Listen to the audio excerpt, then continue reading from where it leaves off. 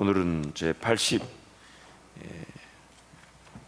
88문부터 91문까지 옛사람의 죽음과 새사람의 삶에 대해서 율법의 말씀을 대하기 전에 그 하나님의 말씀이 궁극적으로 우리에게 요구하는 그 주제에 대해서 먼저 살펴보겠습니다. 우리 88문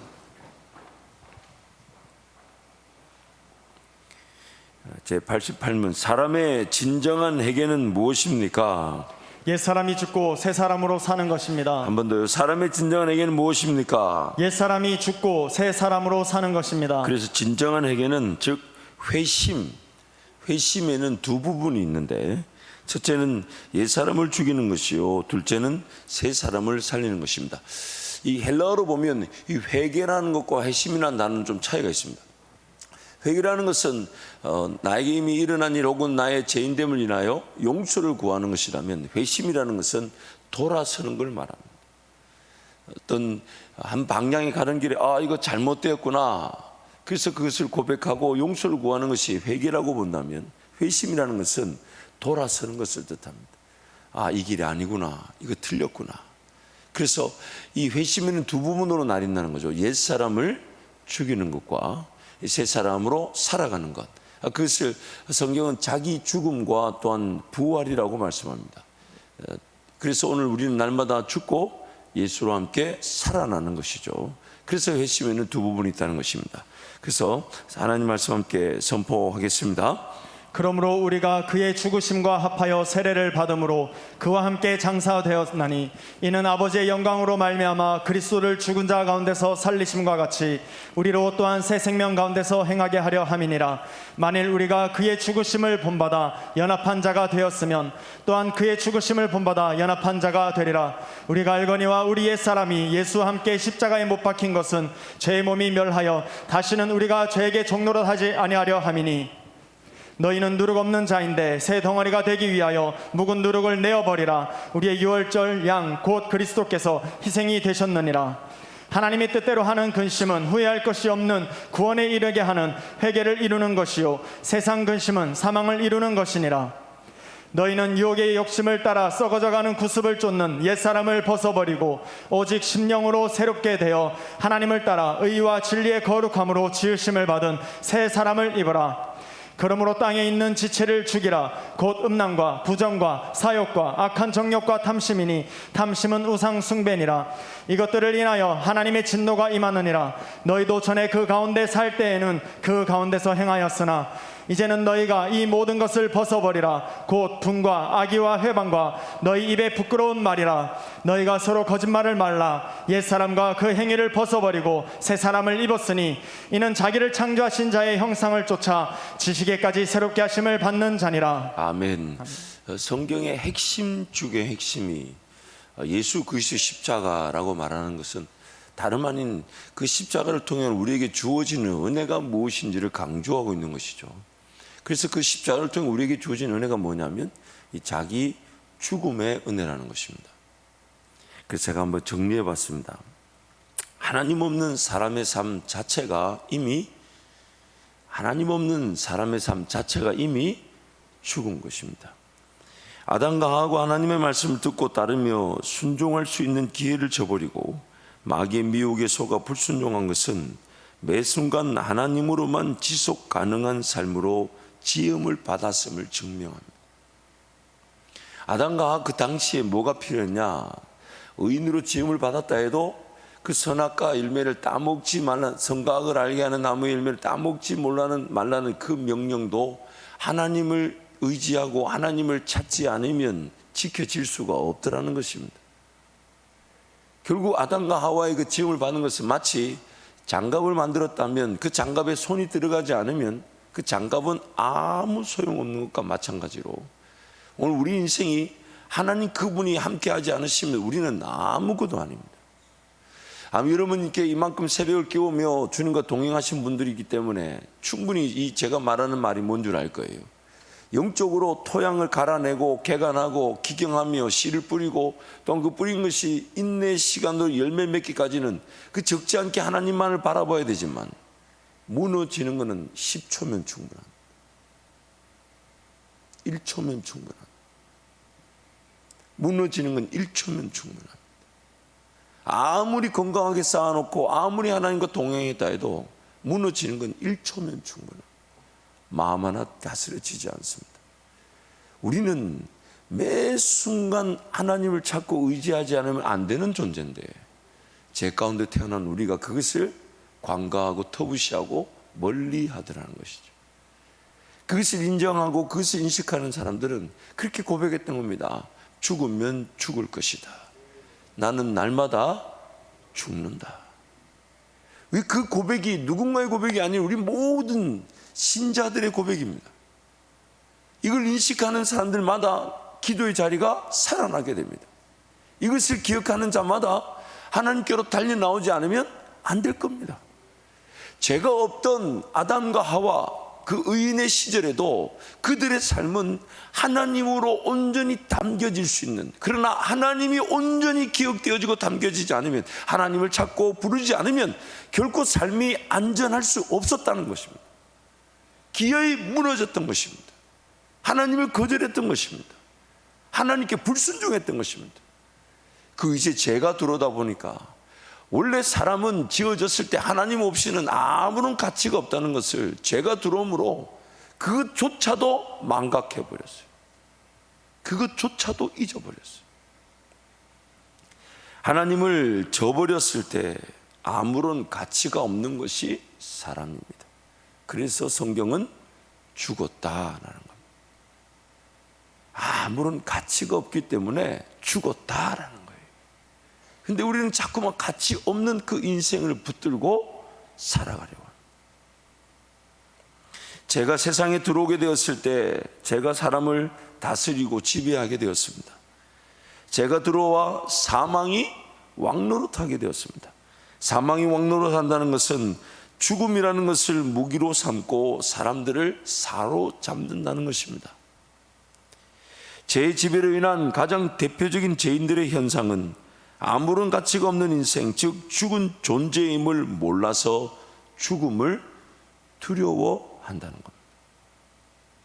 죄가 우리를 지배해서, 그래서 우리가 죄의 지배를 받고 우리 가운데 나타나는 가장 대표적인 현상은 내가 죽은 존재임을 몰라가지고 망각하고, 그래서 죽음을 두려워한다는 거예요.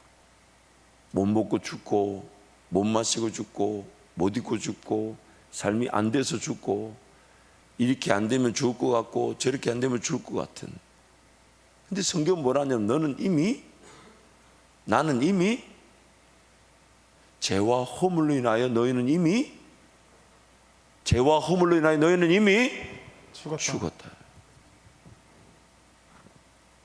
죄인들의 가장 안타까운 현상이 이거예요. 가치가 없는 죽은 인생인 줄 모른다는 거예요. 그래서 죽음을 두려워합니다. 내가 이미 죽었는데 죽음을 두려워한다는 거 너무 신기하지 않아요, 여러분? 대답을 해주셔야 여러분 설교가 설교답게 진행이 됩니다. 고개라도 좀 끄덕여 주세요. 너무 신기하지 않나요? 내가 죽었는데 죽음을 모르다 보니까 죽음을 두려워합니다. 이미 하나님 보실 때는 죽었는데, 가치가 없는데, 자기가 죽은 줄 모르니까 죽음에 덜덜덜덜 떨며 삽니다. 그래서 하나님 나라, 그 영광, 그 사명, 그 십자가의 길, 그 은혜의 길, 이런 데 나를 맞추어 가기보다는 당장 먹고 살아야지, 당장 내 새끼들 돌봐야지, 내 가정 돌봐야지. 여러분, 하나님께서 그 상황을 모르시지 않아요. 돌봐야 될 내 사람, 내 가정, 내 자녀들을 모르시지 않아요. 근데 평생 그 죽음을 인정하지 못한 채 벌벌벌 떨면서 사는 게 우리 죄인됨의 형편입니다. 이미 죄로 인해 죽었는데, 그래서 하나님의 영광과 찬송이라는 근원적 목적에 비추어 보면 아무런 가치가 없는데, 제가 사망이라는 무기를 가지고 죄인들을 미혹하여서 죽었는데 죽지 않은 것처럼 여기게 만든 것입니다. 그래서 우리가 진정으로 죽게 되면 이렇게 얘기하죠. 이렇게 고백하잖아요. 사망아, 너의 쏘는 것이 어디 있느냐? 사망아, 너의 우리의 공격이 어디 있느냐? 예수와 함께 죽었음을 인정하는 순간 그 사망은 무용지물이 되어버립니다. 내가 예수와 함께 죽어 오늘이라도 내 삶이 천국에 갈 것이나 남겨두신다면 하나님께서 예수로 인해 살아가게 하실 것인데, 죄가 우리를 다스리고 있는 순간 죽었음을 몰라 죽음을 두려워합니다. 이미 하나님 앞에서 아무런 가치가 없고 아무 쓸모가 없고 아무것도 아닌데 벌벌벌 떱니다. 그리고 평생 그 신앙이라는 울타리 안에서 죽음 그 자체를 해결하지 못한 채 내가 죽음을 이겨보려고 싸워갑니다. 이미 죽었다면 사실 그 문제 가지고 벌벌 떨까요? 내가 이미 죽었다면 그 정도 염려할 필요가 있을까요? 이미 죽었다면 그렇게 근심할 필요 없을 텐데, 이미 죽었다면 그 두려워할 문제가 아닐 텐데, 오늘 이 순간에도 그냥 하나님 나와 함께 하심을 예배할 수 있을 것인데, 평생 그 죽음에 얽매이다 보니까 그 죽음을 두려워하며 살게 되더라는 것입니다. 그래서 예수 그리스도께서 십자가에 달려 죽으신 것은 이미 죽은 자기 백성들을 위해 대신 매달리신 것이므로 자기 백성들이 십자가에 매달린 것입니다. 죽음이 확인되고 선포된 것입니다. 내가 그리스도와 함께 십자가에 못 박혔나니. 내가 십자가에 달린 게 아니에요. 하나님께서 나를 그리스도 십자가에 달아놓으신 것은 내가 달려야 될 십자가인데 내가 그 십자가에 달릴 자격이 없다 보니까, 예수님이 나를 대신해 십자가에 달리신 것은 단순히 내가 죽어야 될 죽음만을 죽어주신 것이 아니라 나의 본질적인 문제, 가치가 없는데 가치 있는 것처럼 착각하는 이 제 지배 현상을 십자가에다가 달아놓으신 거예요. 거기다가 처리해 놓으신 거예요. 이미 죽었음을 확인시켜 주시고 선포하는 것입니다. 그러므로 구원 얻은 성도들이 누리는 가장 첫 번째 문제는 자기 자신의 가치 없음을 깨달아 알고 이미 하나님의 영광을 위해서는 전혀 쓸모가 없는 존재이며 이미 죄로 인해 죽었는데 죽은 줄 모르는 상태를 깨닫는 것입니다. 이게 오늘 저와 여러분의 어쩌면 첫사랑, 주님과의 첫사랑의 시작점입니다. 나는 아무런 가치가 없다. 나는 아무것도 할 수가 없다. 예수님을 떠나서는 난 아무것도 할 수가 없다. 아멘을 안 하는 것은 너무 은혜를 받으신 거라고 확신합니다. 나는 아무것도 할 수가 없습니다. 그래서 제89문, 옛사람이 죽는다는 것은 무엇입니까? 하나님을 진노케 한 우리의 죄를 마음으로 슬퍼하고 더욱더 미워하고 피하는 것입니다. 한 번 더, 옛사람이 죽는다는 것은 무엇입니까? 하나님을 진노케 한 우리의 죄를 마음으로 슬퍼하고 더욱더 미워하고 피하는 것입니다. 그래서 우리의 죄로 말미암아 하나님을 진노케 하였다는 것을 마음 깊이 슬퍼하며 그 죄들을 더욱 미워하고 그것을 피하는 것입니다. 말씀 함께 선포하겠습니다. 대저 나는 내 죄가를 아오니 내 죄가 항상 내 앞에 있나이다.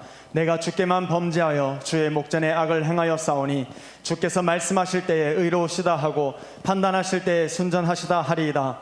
하나님의 구하시는 제사는 상한 심령이라. 하나님이여 상하고 통회하는 마음을 주께서 멸시치 아니하시리이다. 너희는 옷을 찢지 말고 마음을 찢고 너희 하나님 여호와께로 돌아올지어다. 그는 은혜로우시며 자비로우시며 노하기를 더디하시며 인애가 크시사 뜻을 돌이켜 재앙을 내리지 아니하시나니 너희가 육신대로 살면 반드시 죽을 것이로되 영으로서 몸의 행실을 죽이면 살리니. 그래서 그 우르시누스의 그 책에 보면 죽이는 것이란, 첫 번째가 죽은 자가 산 사람의 행위들을 할 수 없는 것처럼 우리의 본성도 그 부패성이 일단 제거되면 부패한 상태에서 현저하게 행하던 행위들을 더 이상 행하지 않기 때문이다. 그러므로 그 부패성을 죽이는 그 작업이 뭐냐? 죽이는 것, 즉 인정하지 않고 따르지 않고 거절하는 것, 자기 부인, 자기 죽음이라는 겁니다. 즉 원죄가 일단 적절히 억제되면 자범죄를 범하지 않는다는 것이다. 이 원죄를 인정한다는 말은 뭐냐면, 나는 태어날 때부터 죄를 피할 수 없는 죄인으로 태어났으니, 그래서 나란 존재는 예수 그리스도의 십자가에 달리지 않으면, 그것을 인정하지 않으면 어떤 추가적인 죄를 지을지 모르는 죄인이라는 겁니다. 그래서 항상 우리는 그 원죄 상태를 인정하고 하나님 앞에 은혜를 구해야 됩니다. 나는 죄를 피할 수 없는 죄인으로 태어났다. 나는 죄를 피할 수 없는 죄인으로 태어났다. 그래서 나는 십자가에 달린 상태를 인정하지 않으면 어떤 추가적인 죄를 지을지 모른다.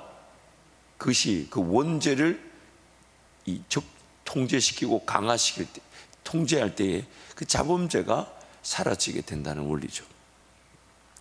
죽이는 것에 갈등과 고통이 없지 않다. 죽인다는 표현 자체가 그 갈등과 고통이 있다는 겁니다. 그렇기 때문에 이 죽이는 것을 가리켜 육체를 십자가에 못 박는 것이라 부르는 것이다.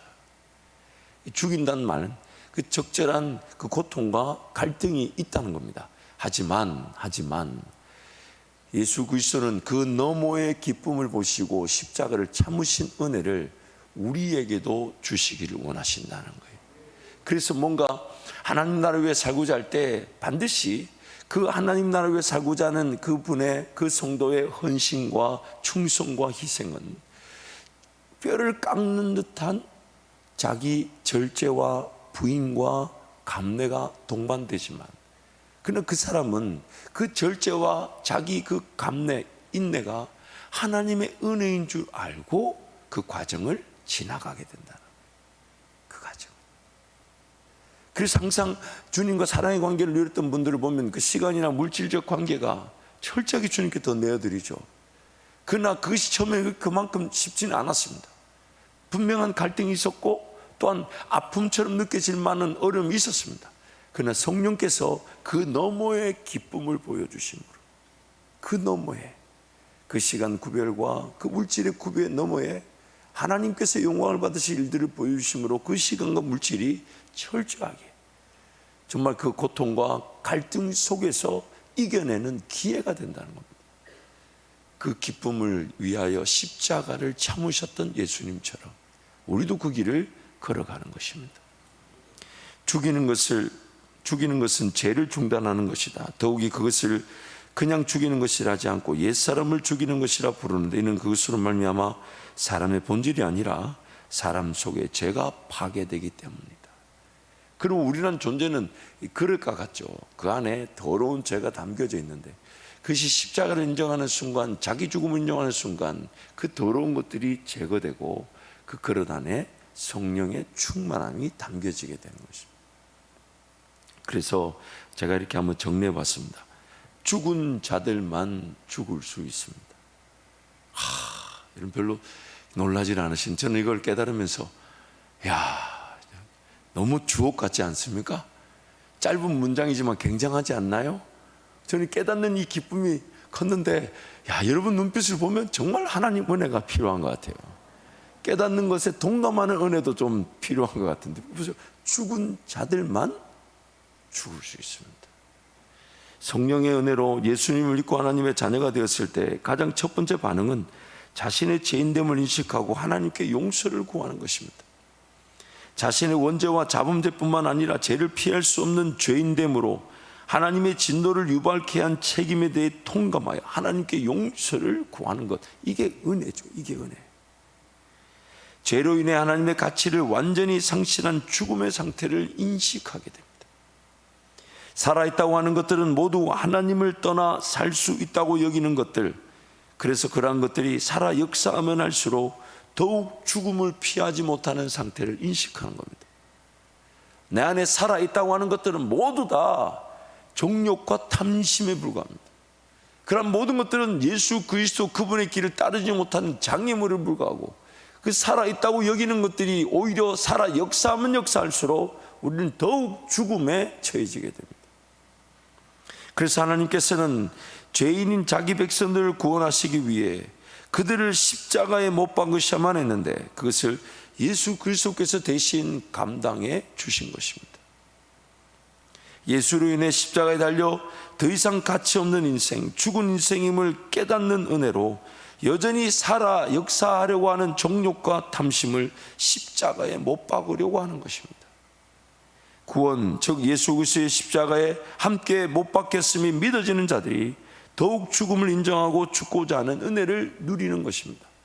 그래서 갈라디아서 2장 20절에서는 우리를 구원하실 때 예수 그리스도를 통한 전적 역사, 예수님이 아니면 이루어질 수 없는 역사가 뭐냐면 나를 그 십자가에 함께 못 박으시는 거였지만, 이것이 믿어지고 이것이 동의되는 자들마다 갈라디아서 5장 24절은 어떻게 합니까? 그리스도 예수의 사람들은 육체와 함께 그 정욕과 탐심을 십자가에 못 박았다고. 그 그리스도 예수의 사람들이 이제 자발적으로 자기의 육체와 함께 정욕과 탐심을 십자가에 못 박는 존재로 변화되더라는 것입니다. 왜냐하면 옛날에는 몰랐어요. 죽었는 줄 몰랐어요. 살아있다고 하는 이것이 나를 괴롭히는 줄 몰랐어요. 나를 더욱 죽음에 처하게 한다는 줄 몰랐어요. 그러나 예수님 때문에 이제 그것을 알게 되었고, 그래서 예수님이 나를 위해 구원을 이루실 때에 반드시 처리되어야만 이 죽음을, 육신의 죽음을 대신 지불해 주셨다는 겁니다. 십자가에다 못 박아 주셨다는 거예요. 그것이 내 구원이었다는 것도 모르고 살았어요. 너나 보니까 나의 구원이 내가 죽어야 될 죽음, 즉 내가 달려야 되는 그 십자가에 예수님이 나를 대신해서 달려주심으로 내가 그 십자가에 달리게 된 것임을 깨닫는 것이죠. 그때 죽음을 인정하고 자발적으로 죽음의 자리로 나아가기 시작합니다. 죽은 자들이 죽을 수 있습니다.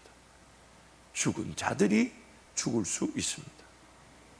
그래서 구신문, 새 사람으로 다시 사는 것은 무엇입니까? 그리스도의 말미암아 하나님 안에서 마음으로 즐거워하고 하나님의 뜻에 따라 모든 선을 행하며 사는 것을 사랑하고 기뻐하는 것입니다. 새 사람으로 다시 사는 것은 무엇입니까? 그리스도로 말미암아 하나님 안에서 마음으로 즐거워하고 하나님의 뜻에 따라 모든 선을 행하며 사는 것을 사랑하고 기뻐하는 것입니다. 그래서 새 사람으로 다시 사는 것은 두 가지 내용을 가지고 있습니다. 첫 번째는 예수 그리스도로 말미암아 하나님 안에서 누리는 참된 기쁨과 즐거움이며, 두 번째는 하나님의 뜻에 따라 삶을 살며 모든 선을 행하고자 하는 진실하고도 진지하게 갈망하는 것입니다. 그래서 첫 번째, 예수 그리스도로 말미암아 하나님 안에서 누리는 참된 기쁨과 즐거움이 새 사람으로 사는 것입니다. 함께 말씀을 선포합니다. 나로 즐겁고 기쁜 소리를 듣게 하사 주께서 꺾으신 뼈로 즐거워하게 하소서. 주의 구원의 즐거움을 내게 회복시키시고 자완하는 심령을 주사 나를 붙드소서. 지존무상하며 영원히 거하며 거룩하다 이름하는 자가 이같이 말씀하시되, 내가 높고 거룩한 곳에 거하며 또한 통회하고 마음이 겸손한 자와 함께 거하나니 이는 겸손한 자의 영을 소성케 하며 통회하는 자의 마음을 소성케 하려 함이라. 그러므로 우리가 믿음으로 의롭다 하심을 얻었은즉 우리 주 예수 그리스도로 말미암아 하나님으로 더불어 화평을 누리자. 또한 그로 말미암아 우리가 믿음으로 서 있는 이 은혜에 들어감을 얻었으며 하나님의 영광을 바라고 즐거워하느니라.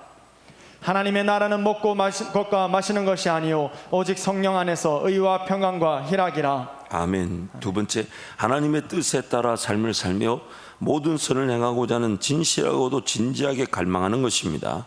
함께 말씀 선포합니다. 그의 죽으심은 죄에 대하여 단번에 죽으심이요 그의 살으심은 하나님께 대하여 살으심이니 이와 같이 너희도 너희 자신을 죄에 대하여는 죽은 자요 그리스도 예수 안에서 하나님에 대하여는 산 자로 여길지어다. 내가 율법으로 말미암아 율법을 향하여 죽었나니 이는 하나님을 향하여 살려 함이니라. 내가 그리스도와 함께 십자가에 못 박혔나니 그런즉 이제는 내가 산 것이 아니요 오직 내 안에 그리스도께서 사신 것이라. 이제 내가 육체 가운데 사는 것은 나를 사랑하사 나를 위하여 자기 몸을 버리신 하나님의 아들을 믿는 믿음 안에서 사는 것이라. 아멘. 그래서 이 우르시누스의 그 책에 보면 새 사람으로 다시 산다는 것을 세 가지 내용으로 이 답을 통해 얘기하고자 했는데요. 첫 번째가 하나님의 국률하심과 그것이 그리스도 안에서 적용되는 것을 아는 지시. 하나님께서 우리에게 불쌍히 계시고 국률이 계셔서 은혜를 베푸셨는데 그 국률과 은혜가 예수 그리스도를 통해 나에게 주어진다는 것을 알 때 우리는 그 은혜를 더욱 바라게 된다는 것이죠. 두 번째는 그리스도로 말미암아 하나님께서 우리와 화목되셨다는 것과 우리 속에 순종이 시작되었고 또한 완전하게 될 것이라는 사실에서 생겨나는 기쁨과 즐거움.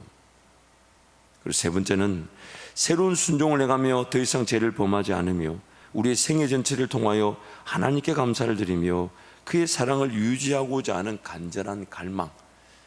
그러므로 오늘 우리가 구원을 받고 새 사람으로 다시 산다는 것은 뭔가 행함의 열매 분명히 있습니다. 그런데 그 근본적인 게 뭐냐면 쉽게 말하면 하나님을 알아가는 기쁨과 즐거움이 내 안에 있다는 거죠. 그리고 그 하나님을 알아가는 기쁨과 즐거움은 단지 지식으로 끝나는 것이 아니라 나로 하여금 순종하게 만들어준다는 거예요. 성령께서 이를 행하시기 때문이죠. 그리고 그 순종이 나타날 때 우리는 그 열매를 보면서 이거는 나에게 없던 아이디어, 나에게 없던 계획이고 또 이 일이 이루어지기까지 이 방법과 이 능력은 내 것이 아니라 하나님의 것인데, 이게 내 삶에 이런 열매가 맺힐 때 우리가 하는 말은 더 하나님을 사모하게 되고 더 하나님을 갈망하게 되고 그 영적인 신랑과 신부의 관계를 더 유지하려고 하는 소망이 감사함으로 생겨나게 되는 것. 이게 바로 새 사람으로 살아가는 것. 원래 하나님이 세상을 지었을 때 그걸 지었어요. 하나님 그분을 알아가면서 그 반응으로서 하나님을 기뻐하고 즐거워하고, 와, 하나님 이런 분이시군요, 이렇게 일이 되게 하시는군요, 이렇게 역사하시는군요, 이렇게 인도하시는군요, 이런 분이 하나님이시군요. 그 감사와 찬양과 기쁨의 고백이 바로 우리가 할 수 있는 그 피조물들의 마땅한 본분이었습니다. 뭘 해야 되고 뭘 이루어야 되고 그거는 하나님이 하실 일이었어요.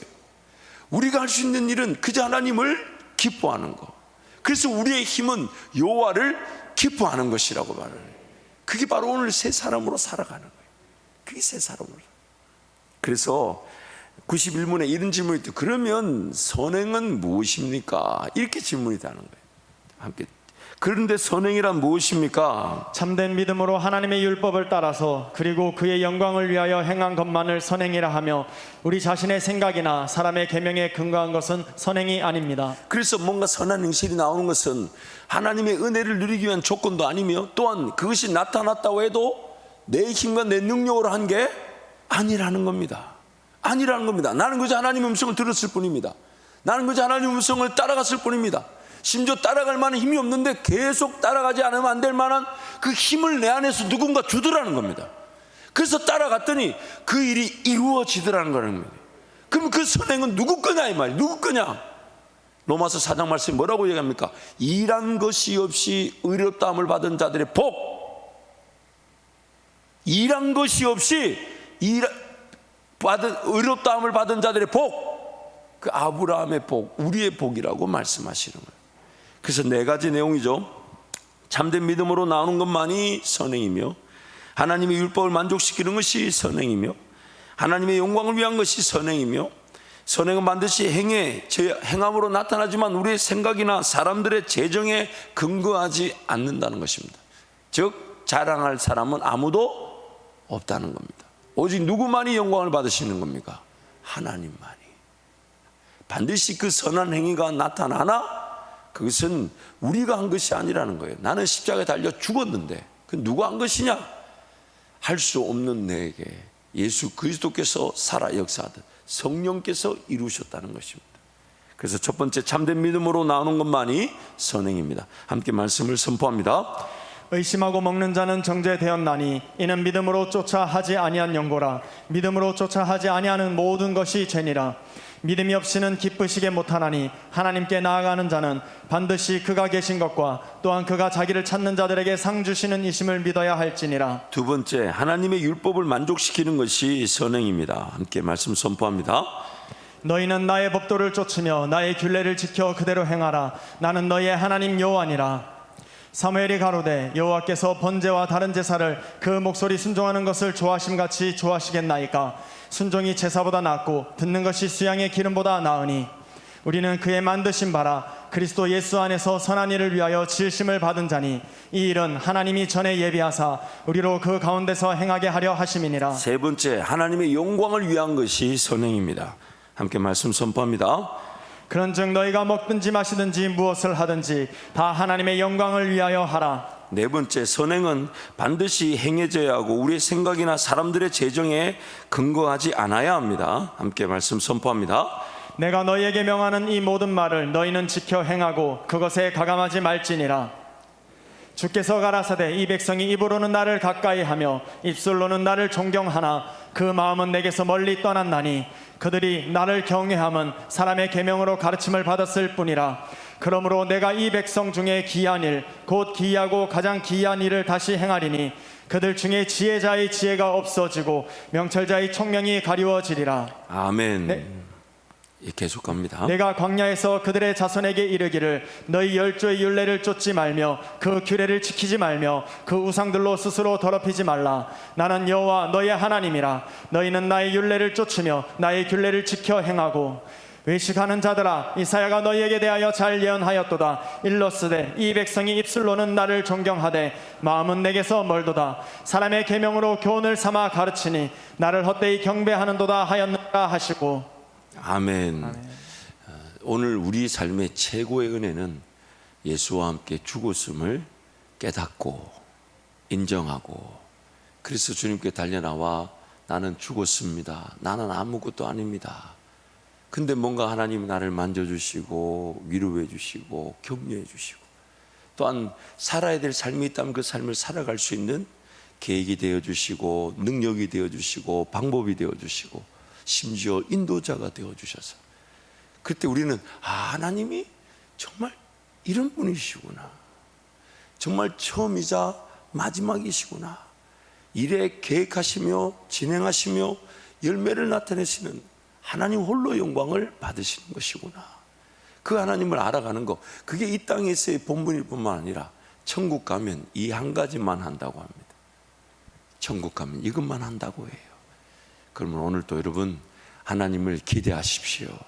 하나님을 사모하십시오. 하나님을 바라십시오. 하나님을 더 의지하십시오. 그분께서 하나님을 더 알아갈 기회로 삶이 사라지도록 인도해 주실 것입니다. 찬송하겠습니다.